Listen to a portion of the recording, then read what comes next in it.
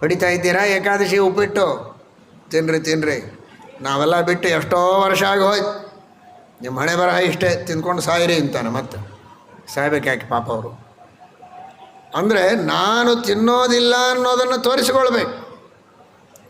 ನೀವ್ಯಾರೂ ಮಾಡ್ತಾ ಇಲ್ಲ, ನಾನೊಬ್ಬ ಉಪವಾಸ ಮಾಡ್ತೇನೆ ಅಂತ. ಏಕಾದಶಿ ಉಪವಾಸ ಮಾಡೋದು ಗುಣ, ಅದು ಪ್ಲಸ್ ಪಾಯಿಂಟು. ಆದರೆ ಅದನ್ನು ಮಾಡ್ತೇನೆ ಅಂತ 4 ಜನರಿಗೆ ತೋರಿಸಿಕೊಳ್ಳಬೇಕೆಂಬ ಆಶೆ ಉಂಟಲ್ಲ, ಅದು ಮೈನಸ್. ಧೈರ್ಯ ತುಂಬುವುದಕ್ಕೆ ಹೇಳಿದರೆ ತಪ್ಪಲ್ಲ. ಮತ್ತೆ ಇದು ಅಸಾಧ್ಯ ಉಪವಾಸ ಮಾಡೋದು, ಅದು ಹೇಗಿರ್ಲಿಕ್ಕೆ ಸಾಧ್ಯ? ಯಾಕಪ್ಪ ಅಸಾಧ್ಯ? ನಾವೆಲ್ಲ ಮಾಡ್ತೀವಲ್ಲ ಅಲ್ವಾ?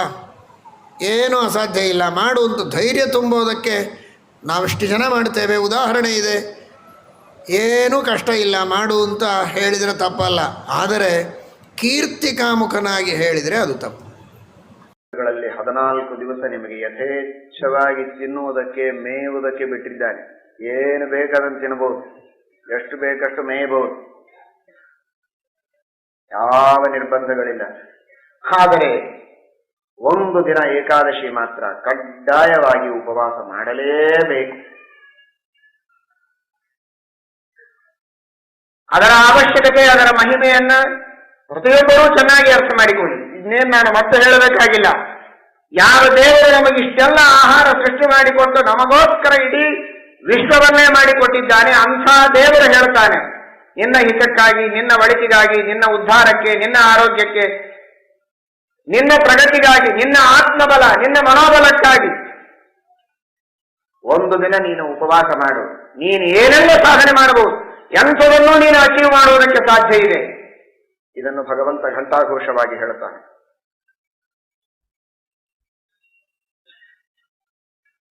ಯಾವ ವ್ಯಕ್ತಿ ನಿಮಗೆ ಇರುವುದಕ್ಕೆ, ಕೂಡುವುದಕ್ಕೆ ಮನೆಯಲ್ಲಿ ಒಂದಿಷ್ಟು ಅವಕಾಶ ಕೊಟ್ಟಿದ್ದಾನೆ, ಅಂಥ ವ್ಯಕ್ತಿ ಒಂದು ಸ್ವಲ್ಪ ನನಗೂ ಕೂಡ್ಲಿಕ್ಕೆ ಅವಕಾಶ ಕೊಡು ಅಂತ ಕೇಳಿದ್ರೆ ಸರಿಯೋದಿಲ್ಲ, ಕೂತಲ್ಲಿ ಹೀಗೆ ಕೂಡ್ತೇನೆ ದೆವ್ವ ಕೂತಾಗಿ ಅಂದರೆ ಎಂಥ ಮೂರ್ಖ ಅಂತ ಬೈತಾರೆ ನೋಡುವ ಜನ. ಅಲ್ಲ, ನಿನಗೆ ಅಕಾಮಿಡೇಟ್ ಮಾಡಿದವರೇ ಅವರೊಂದು ಸ್ವಲ್ಪ ಸರಿ ನಾನು ಕೂಡ್ತೇನೆ ಅಂದ್ರೆ ನೀನು ಸ್ಥಳ ಕೊಡೋದಿಲ್ಲಲ್ಲ ಅಂತ. ಹಾಗೆ ನಿಮಗೆ 14 ದಿವಸ ಯಥೇಚ್ಛವಾಗಿ ತಿನ್ನೋದಕ್ಕೆ, 360 ದಿವಸಗಳಲ್ಲಿ 24 ದಿವಸ ಬಿಟ್ಟು ಉಳಿದ ದಿವಸ ನಿಮಗೆ ತಿನ್ನುವುದಕ್ಕೆ, ಉಣ್ಣುವುದಕ್ಕೆ, ಯಥೇಚ್ಛವಾಗಿ ಉಂಡು ತಿಂದು ಮೆರೆಯುವುದಕ್ಕೆ, ಮಜಾ ಮಾಡುವುದಕ್ಕೆ ಅವಕಾಶ ಮಾಡಿ ಕೊಟ್ಟವನೇ ಆ ದೇವರು. ಹೊರಗೆ ಆಹಾರ ಕೊಟ್ಟವನು ಅವನು, ಈ ದೇಹ ಕೊಟ್ಟವನು ಅವನು, ಅವುಗಳ ಸಂಯೋಜನೆ ಮಾಡಿಸುವವನು ಅವನು. ಇಷ್ಟೆಲ್ಲ ಮಾಡಿದ ದೇವರು ಹೇಳ್ತಾನೆ, ಒಂದು ದಿವಸ ಅದು ಹರಿದಿನ ನನಗಾಗಿ ಸೇವೆ ಮಾಡು. ಅವತ್ತೊಂದು ದಿವಸ ನೀನೇನೇನೇನು ತಿನ್ಬೇಡ. ಇನ್ನು 14 ದಿವಸ ನಿನಗೆ ಬಿಟ್ಟಿದ್ದೇನೆ, ಒಂದು ದಿವಸ ನನಗೆ ಜಾಗ ಕೊಡು. ಅದಕ್ಕೆ ಹರಿದಿನ ಅಂತ ಹೆಸರು. ಅವತ್ತೊಂದು ದಿವಸ ನನಗಾಗಿ ನೀನು ಆಹಾರ ಸ್ವೀಕಾರ ಮಾಡಬೇಡ ಅಂತ ಹೇಳಿದರೆ ಅಷ್ಟೂ ನಾವು ಕೇಳೋದಿಲ್ಲ ಅಂದ್ರೆ ಕೃತಜ್ಞರಲ್ಲವೇ?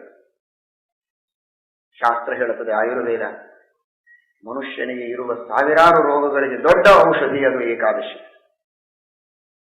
ಲಂಘನಂ ಪರಮೌಷಧಂ. ಉಪವಾಸ ಇದು ಬಹಳ ದೊಡ್ಡ ಔಷಧ.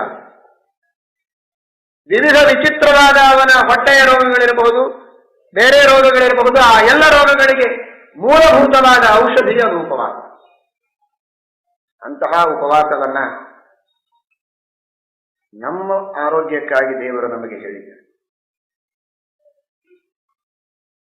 ಯಾರ ಸಲುವಾಗಿ ಕಾಯ್ತಾ ಇರ್ತೀರಿ, ನಿಮ್ಮವರು ಬರ್ತಾರೆ ಅಂದ್ರೆ ಈಗ ಬರ್ತಾರೆ, ಆಗ ಬರ್ತಾರೆ, ಅವರು ಬಂದ ಮೇಲೆ ಊಟ ಮಾಡಬೇಕು ಅಂತ ಅಡಿಗೆ ಮಾಡಿ ಮುಚ್ಚಿಟ್ಕೊಂಡು ಕಾಯ್ತಾ ಇರ್ತಾನೆ, ಬಾಗಿಲು ನೋಡ್ತಾ ನೋಡ್ತಾ ನೋಡ್ತಾ.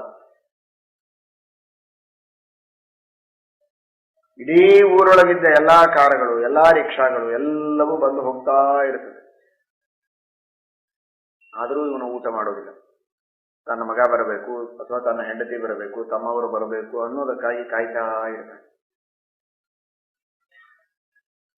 ಅದು ಪ್ರೀತಿಯ ಸಂಕೇತ.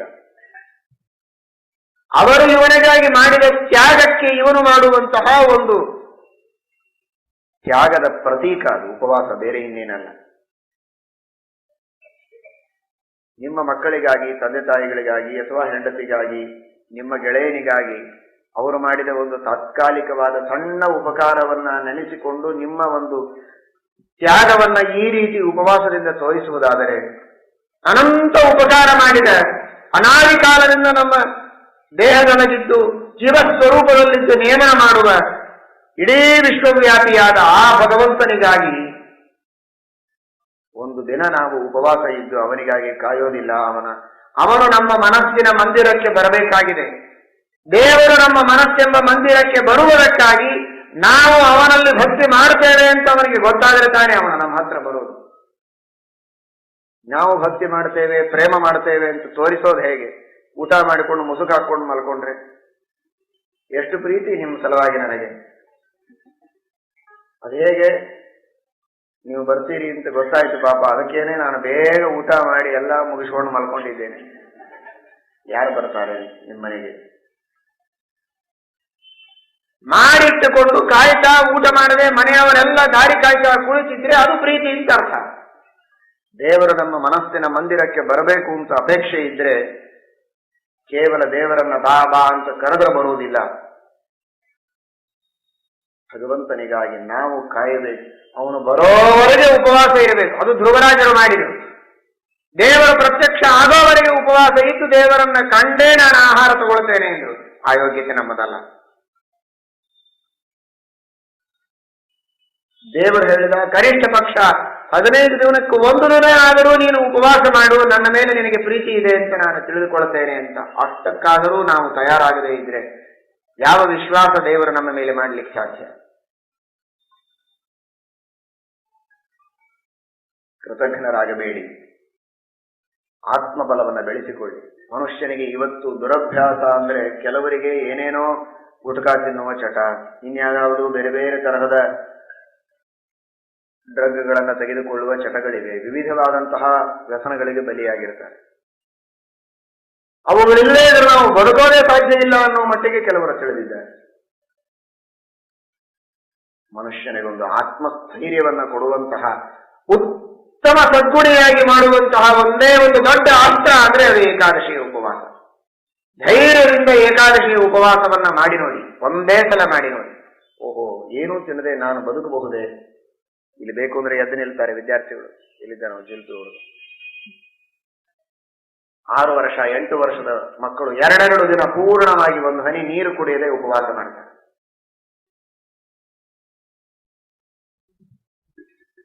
ಅಷ್ಟು ಚಿಕ್ಕ ಚಿಕ್ಕ ಮಕ್ಕಳಿಗೆ ಉಪವಾಸ ಮಾಡುವ ಆತ್ಮಸ್ಥೈರ್ಯ ಇದೆ, ಧೈರ್ಯ ಇದೆ, ವಿಶ್ವಾಸ ಇದೆ ಅಂದ್ರೆ ಯಾಕೆ ಇಷ್ಟು ದೊಡ್ಡವರಾಗಿ ಬೆಳೆದು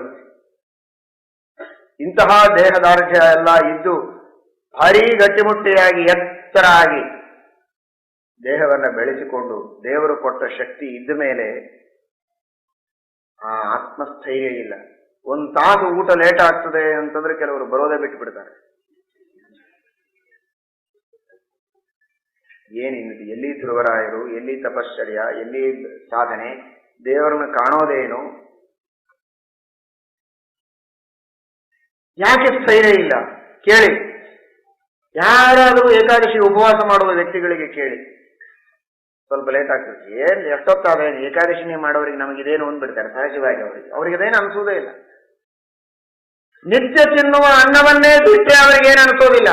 ಇನ್ನು ಈ ಚಟಗಳನ್ನ ಹವ್ಯಾಸಗಳನ್ನ ಹಾಕಿಕೊಂಡು ಅದನ್ನು ಬಿಟ್ರೆ ನಾನು ಬದುಕಲಿಕ್ಕೆ ಸಾಧ್ಯ ಇಲ್ಲ ಅನ್ನುವಂತಹ ತಪ್ಪು ತಿಳುವಳಿಕೆ ಇದೆಲ್ಲ. ಕಾಫಿ ಇಲ್ಲದೆ ಇದ್ರೆ ಬದುಕೋ ಹಾಗಿಲ್ಲ, ಚಹಾ ಇಲ್ಲದೆ ಇದ್ರೆ ಬದುಕಲಿಕ್ಕೆ ಸಾಧ್ಯ ಇಲ್ಲ, ಪಾನ್ ಪರಾಗ್ ಇಲ್ಲದೆ ಇದ್ರೆ ಬದುಕೋದೇ ಇಲ್ಲ, ಗುಟ್ಕಾ ಇಲ್ಲದೆ ಇದ್ರೆ ಬದುಕೋದೇ ಇಲ್ಲ. ಇವೆಲ್ಲ ತಾವು ನಿರ್ಧಾರ ಮಾಡಿಕೊಂಡಂತಹ ಫಿಲಾಸಫಿಗಳು.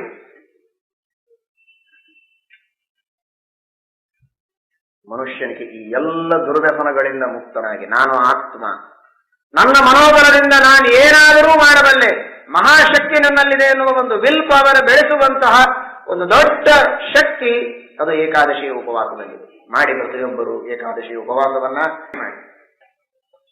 ಬೆಳಗ್ಗೆ 8 ಗಂಟೆವರೆಗೇನೆ ಮಾಡಿ ಕೆಲವರಿಗೆ ಹಸಿವೆ ಆಗ್ಬಹುದು, 12 ಗಂಟೆವರೆಗೆ ಮಾಡ್ಲಿಕ್ಕೆ ಆಗ್ಬೋದು, 3, 4, 5, 6 ಪ್ರಾಮಾಣಿಕ ಪ್ರಯತ್ನ ಮಾಡಿ. ಕೈ ಮೀರಿದಾಗ ಏನೋ ಸ್ವೀಕಾರ ಮಾಡಿದ್ರೆ ಮತ್ತೆ 2ನೇ ಏಕಾದಶಿ ಇನ್ನೊಂದು ಸ್ವಲ್ಪ ಹೆಚ್ಚು ಹೊತ್ತು ಮಾಡುವುದಕ್ಕೆ ಪ್ರಯತ್ನ ಮಾಡಿ. ಇದು ಬಹಳ ಚಿಕ್ಕವರ ದೃಷ್ಟಿಯಲ್ಲಿ ಹೇಳಿದೆ. ಮನಸ್ಸು ಮಾಡಿದ್ರೆ ಏನು ದೊಡ್ಡದಲ್ಲ, ಏನೇನೇನೇನೂ ರೋಗ ಆಗುವುದಿಲ್ಲ, ಯಾವ ದಾಡಿಗೆ ಆಗುವುದಿಲ್ಲ. ಧೈರ್ಯದಿಂದ ಮನಸ್ಸು ಮಾಡಿ, ಹೌದು ನಾನು ಮಾಡಿಯೇ ತೀರ್ತೇನೆ. ಹೆಣ್ಣು ಮಕ್ಕಳಿರ್ಬೋದು, ಪುರುಷರಿರ್ಬೋದು, ವೃದ್ಧರಿರಬಹುದು, ಯುವಕರಿರಬಹುದು, ಯುವತಿಯರಿರಬಹುದು. ಧೈರ್ಯದಿಂದ ಮನಸ್ಸು ಮಾಡಿ. ಈ ವಿಷಯದಲ್ಲಿ ನಿಮ್ಮ ತಂದೆ ತಾಯಿ ಬೇಕಾದ ಹೇಳ್ಬೋದು, ನೀನು ಮನೆ ಹಿರಿಯರು ನಾವೇ ಮಾಡೋದಿಲ್ಲ, ನೀ ಏನ್ ಮಾಡಿದ್ದೀವಿ ನೀವೂ ಮಾಡಿ ನಾವು ಮಾಡ್ತೇವೆ ಅಂತ ಹೇಳಿ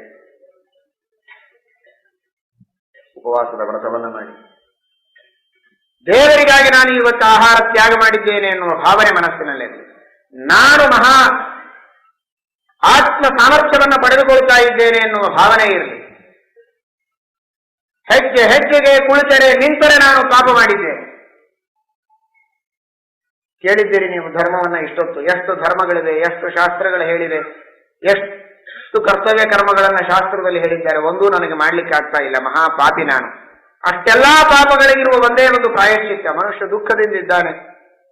ದುಃಖಕ್ಕೆ ಕಾರಣ ಏನು? ಪಾಪಗಳು. ಪಾಪಗಳನ್ನು ಕಳೆದುಕೊಳ್ಳುವುದಕ್ಕಿರುವ ದಾರಿ ಏನು? ಅದು ಪ್ರಾಯಶ್ಚಿತ್ತ. ಏನು ಪ್ರಾಯಶ್ಚಿತ್ತ? ಅದೇ ಏಕಾದಶಿ ಉಪವಾಸ, ಅದೇ ಗಾಯತ್ರಿಯ ಜಪ. ಸಾವಿರ ಸಾವಿರ ಪಾಪಗಳನ್ನು ಸುಟ್ಟು ಬೆಂಕಿ ಹಚ್ಚುವುದಕ್ಕೆ ಒಂದೇ ಒಂದು ಉಪಾಯ, ಅದು ಏಕಾದಶಿಯ ಉಪವಾಸ.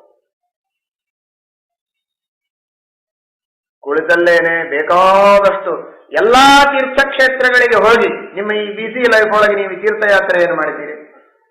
ಇಲ್ಲಿ ಬಂದು ವಿದ್ಯಾಪೀಠಕ್ಕೆ ಬಂದು ಒಂದಿಷ್ಟು ಪ್ರದಕ್ಷಿಣೆ ನಮಸ್ಕಾರ ಹಾಕ್ಲಿಕ್ಕೆ ಆಗೋದಿಲ್ಲ. ಇನ್ನು ಕಾಶಿ, ಗಯಾ, ಪ್ರಯಾಗ, ಬದರಿ ಮತ್ತೆ ಫೋಟೋ ನೋಡ್ತೀರ ಅಷ್ಟೇ ಲ್ಯಾಪ್ಟಾಪ್ ಒಳಗೆ. ಒಂದು ಏಕಾದಶಿ ಉಪವಾಸ ಮಾಡಿದರೆ ಎಲ್ಲಾ ತೀರ್ಥಕ್ಷೇತ್ರಗಳಿಗೆ ಹೋಗಿ ದರ್ಶನ ಮಾಡಿದ, ಸ್ನಾನ ಮಾಡಿದ ಮಹಾಪುಣ್ಯ ಬರ್ತದೆ. ಬಿಟ್ರೆ ಪ್ರಪಂಚದೊಳಗೆ ಇರುವ ಎಲ್ಲಾ ಪಾಪಗಳನ್ನು ಮಾಡಿದ ಮಹಾಪಾಪ ಇದೆ. ಗೋಹತ್ಯ, ಸ್ತ್ರೀಹತ್ಯ, ಬ್ರಹ್ಮಹತ್ಯ ಎಲ್ಲ ಮಾಡಿದರೆ ಏನು ಪಾಪ ಬರಬೇಕೋ, ಉಪವಾಸ ಮಾಡಿದರೆ ಜನ್ಮಾಂತರದಲ್ಲಿ ಮಾಡಿದ ಅಂತಹ ಎಲ್ಲಾ ಪಾಪಗಳು, ಈ ಜನ್ಮದಲ್ಲಿ ಮಾಡಿದ ಪಾಪಗಳು ಶುದ್ಧವಾಗ್ತದೆ. 14 ದಿನ ನೀವು ಮಾಡಿದ ಪಾಪ ಎಲ್ಲ ಏಕಾದಶಿಯ ಉಪವಾಸದಿಂದ ಪರಿಹಾರ ಮಾಡಿಕೊಳ್ಳಬಹುದು. ಏಕಾದಶಿಯ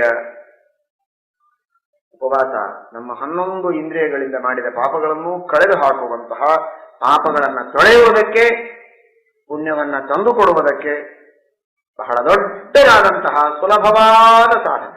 ಏನ್ ಖರ್ಚಿದೆ? ಖರ್ಚು ಉಳಿತಿದೆ. ಎಷ್ಟು ಸಾಧ್ಯವೋ ಅಷ್ಟು ದುಡ್ಡು ಉಳಿಸ್ಬೇಕು, ಹಣ ಉಳಿಸ್ಬೇಕು ಅಂತ ಪ್ರಯತ್ನ ಮಾಡ್ತಿರ್ತೀರಲ್ಲ. ಹೊಸ ಸ್ಕೀಮು. ಈ ಸ್ಕೀಮ್ ಒಳಗೆ ಇನ್ನೂ ನಮಗೆ ಇಷ್ಟು ಸೇವ್ ಆಗತ್ತಾ, 1,000 ರೂಪಾಯಿ ಜಾಸ್ತಿ ಉಳಿಸಿದ, ಹಾಗಾದ್ರೆ ಅಲ್ಲೇ ಇನ್ವೆಸ್ಟ್ ಮಾಡೋಣ ಅಂತ. ಹಾಗಾದ್ರೆ ಏಕಾದಶಿ ಸ್ಕೀಮಿನೊಳಗೆ ನಿಮ್ಮ ಬಹಳಷ್ಟು ಹಣ ಉಳಿತದೆ. ಇಡೀ ಮನೆಯೊಳಗಿದ್ದವರೆಲ್ಲರೂ ಉಪವಾಸ ಮಾಡಿದರೆ ಎಷ್ಟು ದೊಡ್ಡ ಉಳಿತಾಯ, ಎಷ್ಟು ದೊಡ್ಡ ಬಚತ್ತಾಗತ್ತೆ. ಅವಶ್ಯವಾಗಿ ಎಲ್ಲರೂ ಕೂಡ ಏಕಾದಶಿಯ ಉಪವಾಸವನ್ನ ಮಾಡಲೇಬೇಕು.